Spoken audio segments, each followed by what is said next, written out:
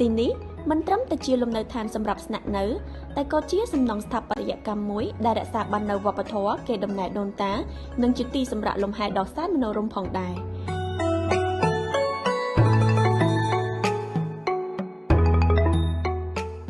ផ្ទះដ៏ធំស្កឹមស្កៃដែលត្រូវបានសាងសង់ជាទម្រង់រចនាបថផ្ទះខ្មែរមានទីតាំងស្ថិតនៅភូមិថ្នោតជុំឃុំប្រាសាទស្រុកសន្ទុកខេត្តកំពង់ធំ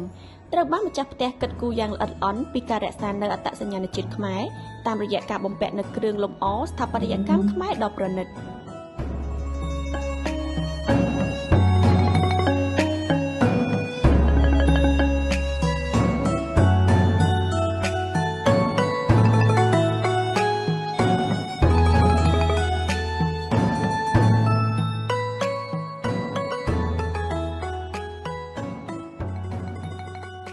ផ្ទះនេះមានជញ្ជាំងធ្វើឡើងអំពីឈើមានវែររំដាននៅផ្នែកខាងមុខនិងចំហៀងផ្ទះអនុញ្ញាតឲ្យពន្លឺនិងខ្យល់ចេញចូលបានគ្រប់គ្រាន់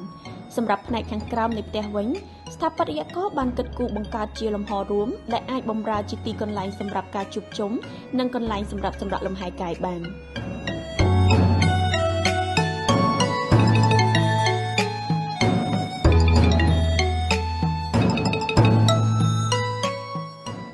បរិវេណខាងក្រៅផ្ទះយើងឃើញមានដើមឈើតូចធំបង្កើតជាម្លប់ត្រជាក់ដែលធ្វើឲ្យមានអារម្មណ៍ស្រស់ស្រាយបាត់អស់ទុក្ខកង្វល់និងភាពនឿយហត់ព្រមទាំងផ្សារភ្ជាប់មនុស្សទៅនឹងធម្មជាតិផងដែរ